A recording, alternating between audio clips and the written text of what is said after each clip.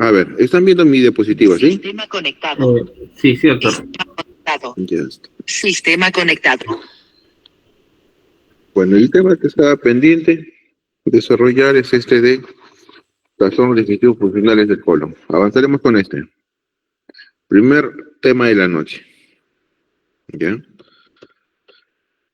Muy bien, con los chicos hemos tenido la oportunidad de rotar alguna vez.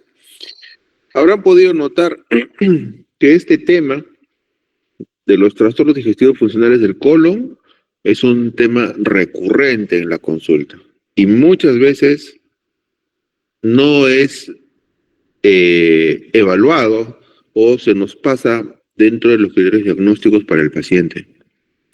Cada vez es más prevalente esta patología.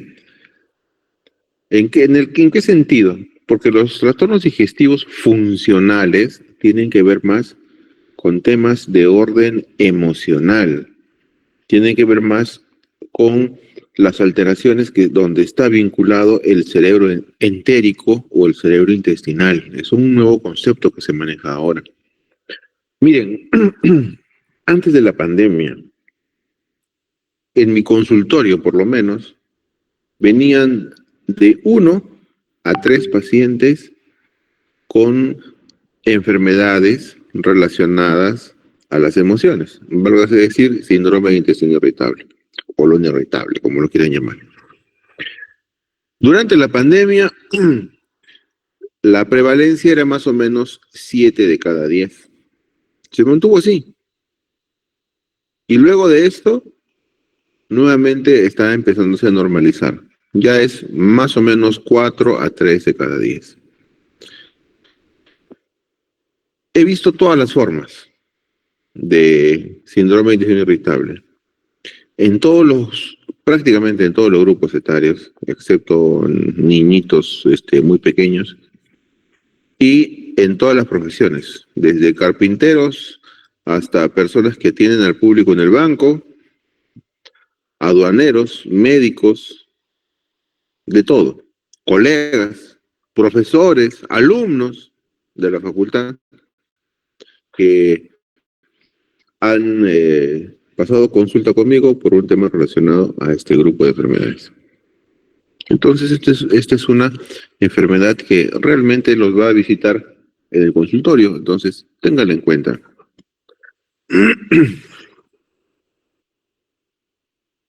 Estos trastornos, simplemente el signo principal es el dolor o signos que no se pudieran relacionar a alguna enfermedad. Vale decir, bueno, este es un dolor en hipocondrio derecho, pero que no se relaciona a la dieta, se relaciona a la tensión emocional, o es un dolor en la fosa ilíaca izquierda que no tiene que ver con el estreñimiento, o es un balonamiento abdominal que genera un dolor en hipocondrios derecho, izquierdo, en fosa ilíaca derecha, izquierda, es un dolor abdominal difuso que tiene más prevalencia o la intensidad es más presente en el hipocondrio derecho, izquierdo, justo en las zonas donde se angula el colon. Y ahora a esto que se puede decir, sumar o identificar como un signo importante, debemos de agregarle la capa de turbidez que nos da la poca comunicación del paciente, el nivel cultural del paciente, la mala interpretación de los síntomas del paciente. Démonos cuenta de que muchas veces los pacientes dicen, doctor, me arde la boca del estómago, y le dicen, muy bien señor, échese usted, señáleme usted dónde le arde, y le señalan que en realidad lo que le arde es el hipocondrio derecho. O dicen, doctor, me arde el estómago, y le dicen, señor, recuéstese, señáleme dónde le duele, y en realidad no le arde el estómago, sino le arde el mesogastrio o el hipogastrio. O incluso un paciente dice, doctor, tengo gastritis y quiero que usted me trate, y piensa que gastritis tiene que ver con gases y está lleno de flatos, completamente balonado, y piensa que esa es la gastritis. Incluso me ha tocado algunas veces ocasiones en las cuales vienen referencias de exalumnos míos de centros y puestos de salud por gastritis y era balonamiento abdominal. Entonces, espero no tener esa sorpresa con ustedes. Entonces, esta capa de turbidez, podríamos decir, diagnóstica, desarrollada por la poca cultura de la gente, la mala relación médico-paciente, la mala interpretación de los síntomas, ¿ya? Se ve aún más intensa, sobre todo en pacientes que son hipersensibles o que exageran la sintomatología, como las personas que sufren este tipo de síndromes. No hay alteraciones como dólico megacolon, como un síndrome herencial, no hay cáncer de colon, no hay colitis infecciosa, no hay nada, pero los pacientes tienen síntomas, tienen balonamiento, tienen estreñimiento, tienen dolor, así acuden. Entonces, cuando no hay nada, es un trastorno funcional simplemente.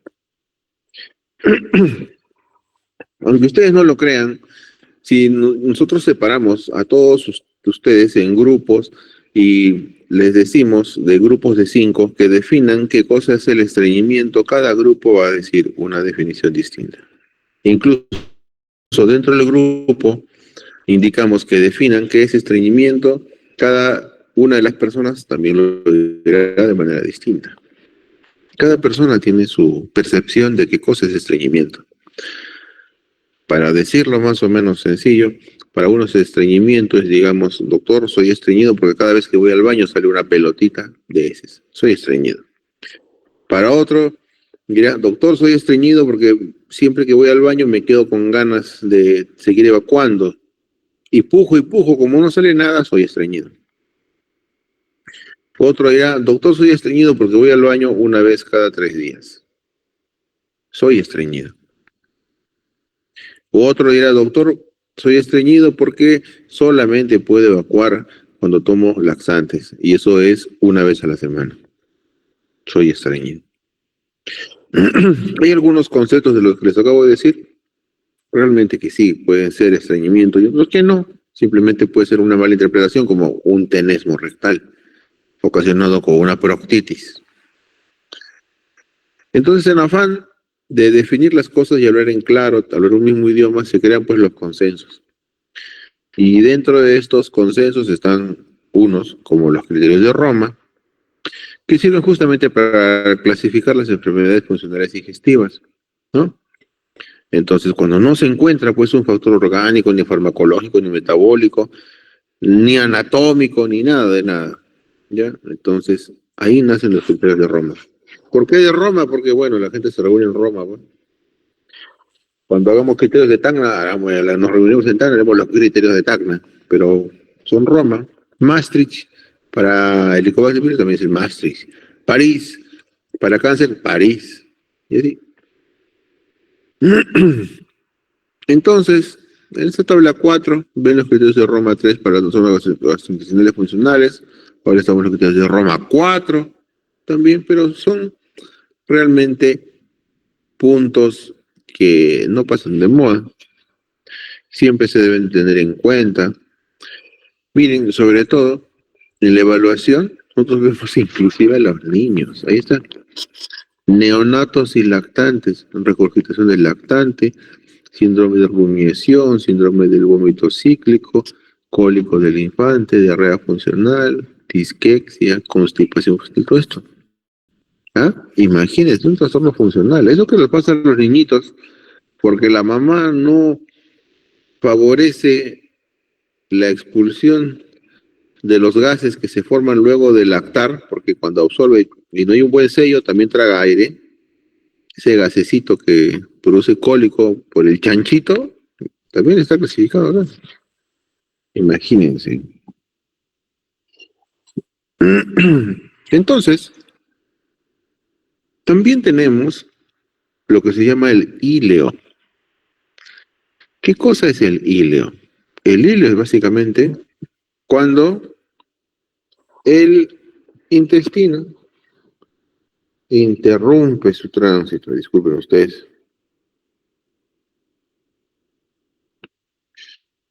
Uy, caray. Un momentito.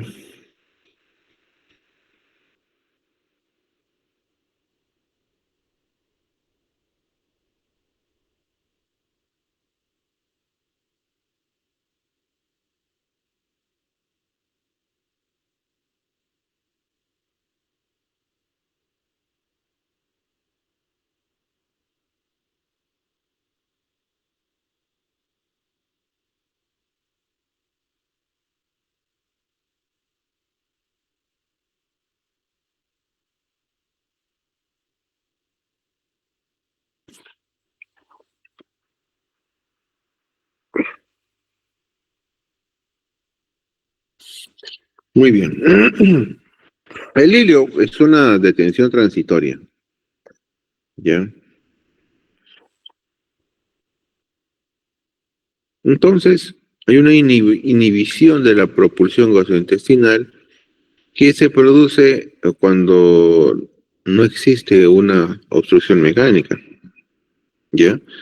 Entonces, debemos de diferenciar un hilio de una obstrucción en realidad. El hilio es cuando el intestino simplemente está detenido.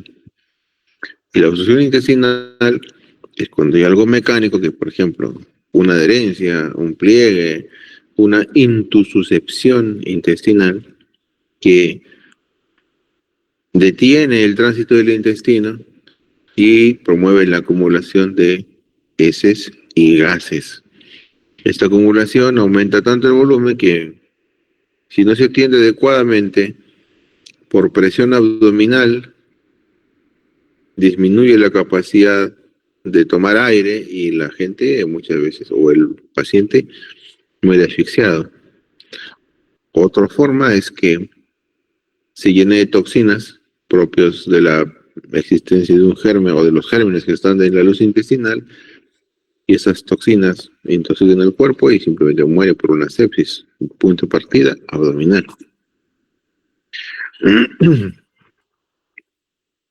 Hay hilios paralíticos o dinámicos, hilios espásticos y hay hilios obstructivos. El hilio paralítico se ve en estas condiciones. El más conocido, el más frecuente, definitivamente es luego de una operación.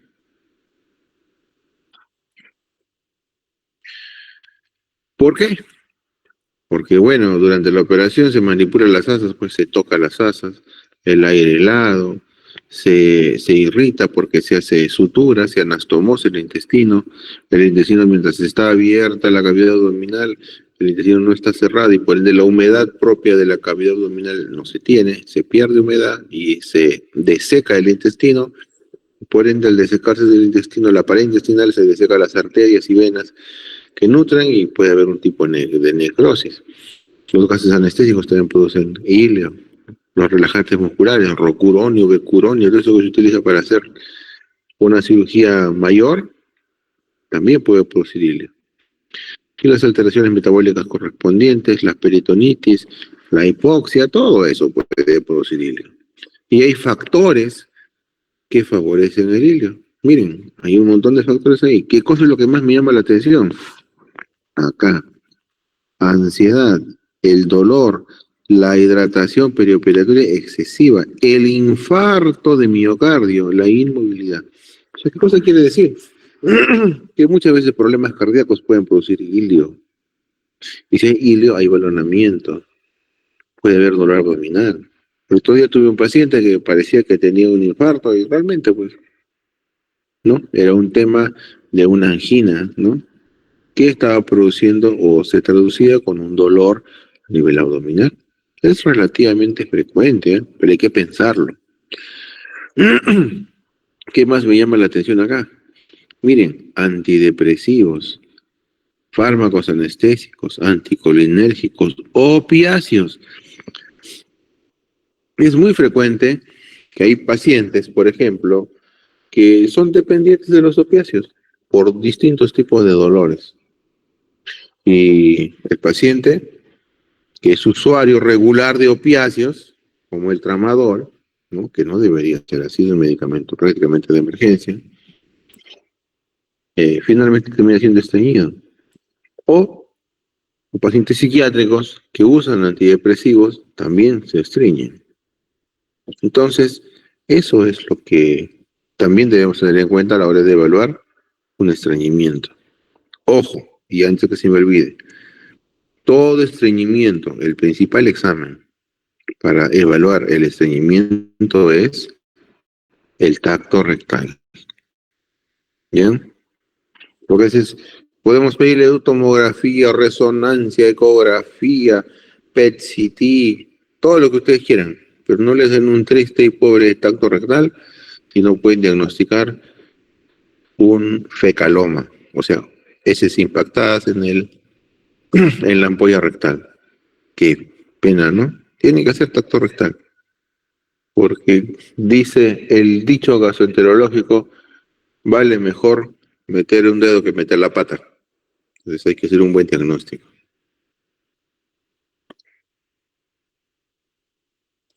Entonces los síntomas de ilio, como es lógico, hay distensión abdominal, vómito, dolor, hipovolemia por secuestro, ¿no? Hipovolemia por secuestro.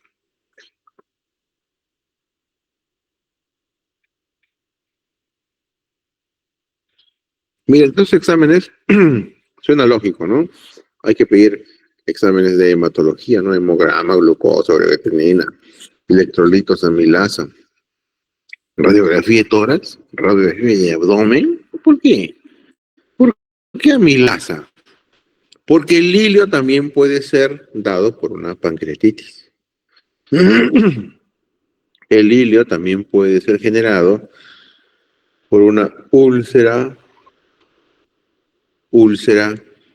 perforada, úlcera duodenal perforada. Una radiografía de abdomen de pie y de cúbito, sobre todo porque la perforación se traduce a través de un signo clínico que se puede determinar en una radiografía de pie con observación de la cúpula diafragmática, donde se ve una línea correspondiente a la presencia de gases a nivel abdominal. Qué interesante, ¿no? ¿Cómo se maneja? Hay que corregir la hidratación, se corrige la parte hidroelectrolítica, o sea, si hay una hipocalemia, una hipercalemia, todo ese tipo de cosas, ¿no? Hipocalcemia. Hay que darle procinéticos, metoclopramida, domperidona, trimebutina, levosulpiride, cinitaprida. ¿Antibióticos? Sí. Si es ilio, ¿se opera o no se opera? No se opera. Si es obstrucción, ahí sí se opera.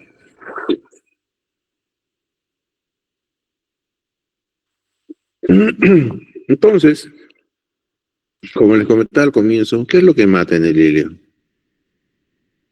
Mata el aumento de volumen abdominal, ¿no es cierto? Entonces, ¿cómo podemos sacar esos gases que producen el aumento de volumen abdominal? Con sondas. Para eso colocamos sonda nasogástrica y sonda rectal. Muchas veces eso es suficiente para descomprimir la cavidad abdominal. Ahí estamos. Trastornos funcionales intestinales, esófago, gastroduodenal, intestino delgado, bueno, también, allá. También existen trastornos funcionales del esfínter de Oddi, por si acaso. Existe la oditis, ¿ya?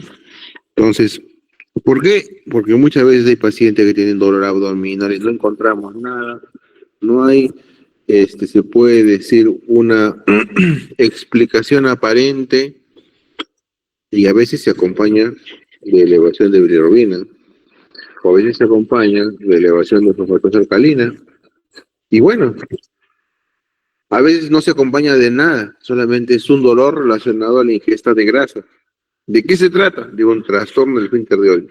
Que a veces le hacemos tomografía, resonancia, perfil hepático, no encontramos nada, ninguna alteración importante.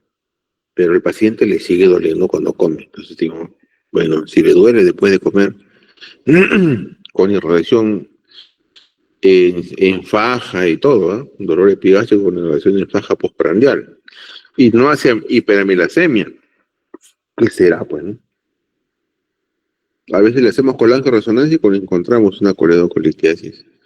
A veces inclusive le hacemos colangiorresonancia y no encontramos nada. Se tiene toda la clínica de un problema obstructivo a nivel biliar sin elevación de bilirrubinas, o sea, no se obstruye realmente, sin presencia de imagen sospechosa de cálculo mediante una colangiorresonancia. Pero, ¿qué es lo que vale realmente? ¿Qué es lo que pesa? Lo que pesa es lo que dice el paciente. Y el paciente dice, doctor, cada vez que como me duele, maldita sea, hágame caso. Entonces hay que hacerle caso al paciente. Se le da opción, no se le encuentra nada, y el diagnóstico puede ser un tipo de oditis. Y se le hace una papiloesfinterotomía mediante CEPRE, y si el dolor calma, realmente, lo que tenía ese paciente era oditis. Pero para eso pues hay que engatusar al paciente lo suficiente como para hacerle gastar el dinero en hacerle un procedimiento de este tipo. Pero lo necesario es salvador, mejora mucho la calidad de la vida.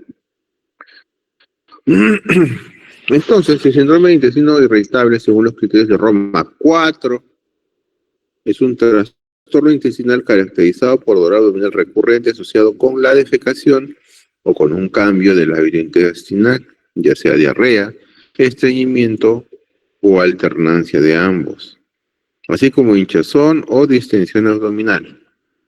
Los síntomas deben ocurrir al menos 6 meses antes del diagnóstico y estar presentes durante los últimos 3 meses. Ese es el diagnóstico diferencial. Miren, hay de todo. Colitis microscópica, intolerancia a la lactosa, sobrecrecimiento bacteriano, síndrome de mala absorción, enfermedad celíaca, esclerotropical, insuficiencia pancreática, pseudosufrina intestinal, tumores endocrinos, como el gastrinoma, lipoma, de todo.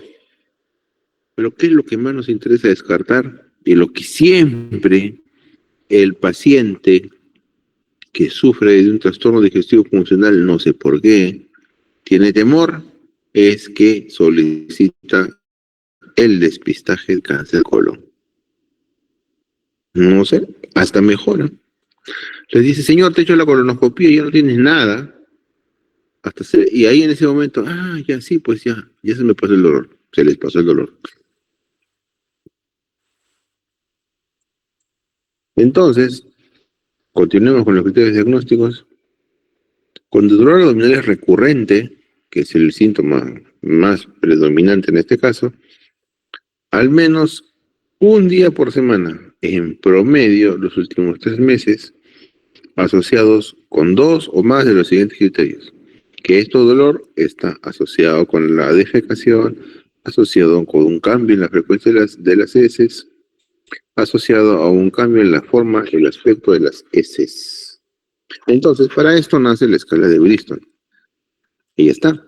Podemos ver distintos tipos de golosinas, de ticos, monstruos, ¿no? Todo tipo de formas de chocolate que hay.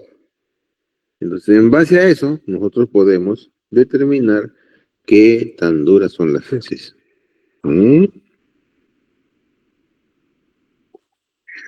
Entonces, miren, según esta escala de Bristol, también hay normalidad y anormalidad, ambos extremos, estreñimiento y diarrea.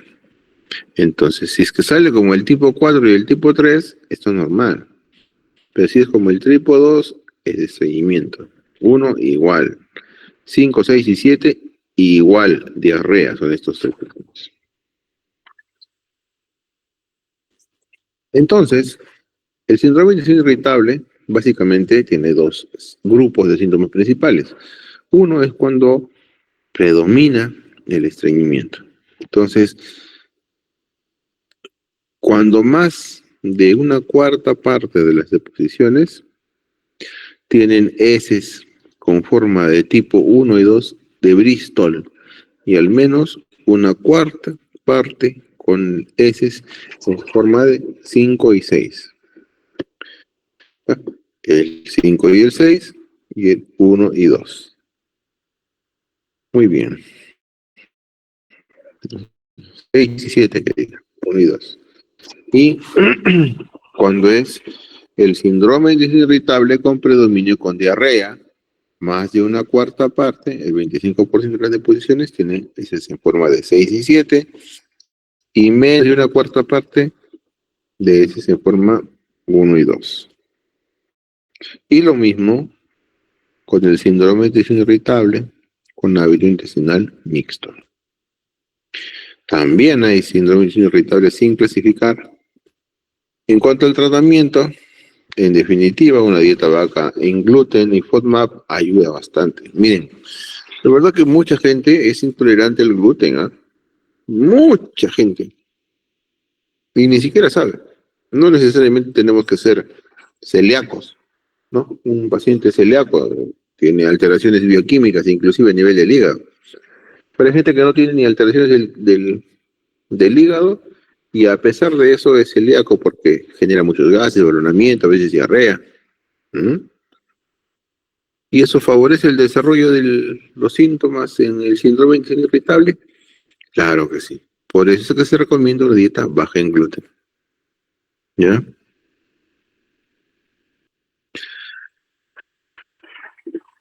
Dentro del tratamiento también otras moléculas, ¿no? Como la loperamida, la colestiramina, la rifaximina, los antagonistas ven 5 hidroxi, ahí no me acuerdo, como el alocentrón, el ondacentrón. Aquí faltan también algunas sustancias como los concentrados de esencia de menta, que también funcionan muy bien. ¿Ya? Entonces, ¿qué más ayuda? Ablandar las heces. Para eso, si quiere, abundante fibra. ¿Ya? El psyllium es una de las tantas fibras naturales que se utilizan, ¿no? En este de acá es una fibra que tiene que ver con el plántago, con el llantén, ¿no? Ya es el psyllium. ¿Ya? También se puede utilizar laxantes tipo polietilenglicol, ¿ya? Linacotrida, linaclotida y activadores del canal de cloro, ¿no? Pero, la verdad que estos son medicamentos que no he visto nunca, solo en el libro. Entonces, el tratamiento principalmente es el dolor, ¿ya? Porque debe de darse algún regulador del movimiento del intestino, un espasmolítico, ¿no? Como el bromuro de etiloneo, mebevirina, ¿no? Aceite esencial de menta, amiloptilina, decipramina, o sea, todo lo que tiene que ver con el control de las emociones, ¿ya? Entonces hay documentos de consenso, ¿ya? Este es uno que todavía está operativo. Uh-huh. Entonces aquí vamos sobre la constipación. Entonces, una causa frecuente de consulta justamente es la constipación, que está prevalente entre el 2 y el 27% de la población. También eso puede ser primaria, secundaria o derivado a patologías médicas, ¿no? Y su fisiopatología es multifactorial. Existen pacientes con tránsito colónico normal, con tránsito colónico prolongado o con alteraciones defecatorias. Se define como una alteración basada en síntomas caracterizadas fundamentalmente de una disminución del número de deposiciones, considerando como normal una frecuencia entre 3 deposiciones por día hasta 3 deposiciones por semana. Miren ese margen, ¿ya? Entonces, conceptualmente se divide en primaria o idiopática y secundaria a distintas condiciones médicas o al uso de medicamentos. Para ello, estamos hablando de un estreñimiento secundario, como el que es dado por los analgésicos, anticolinérgicos, antidepresivos, antipsicóticos, antipersonianos, antipalmódicos, etc., etc. Y hay alteraciones metabólicas que pueden producir estreñimiento, como la diabetes, el hipotiroidismo, la hipercalcemia, la porfiria, y alteraciones neurológicas centrales, como el Parkinson, accidentes cerebrovasculares, esclerosis múltiples, trauma medular. ¿Mm? Hay lesiones colónicas, como estenosis obstructivas intraluminales, tumores, Crohn, colitis, alteraciones neuromusculares, como esclerosis sistémica, amiloidosis, distrofia miotónica. Muy bien. Preguntas, chicos.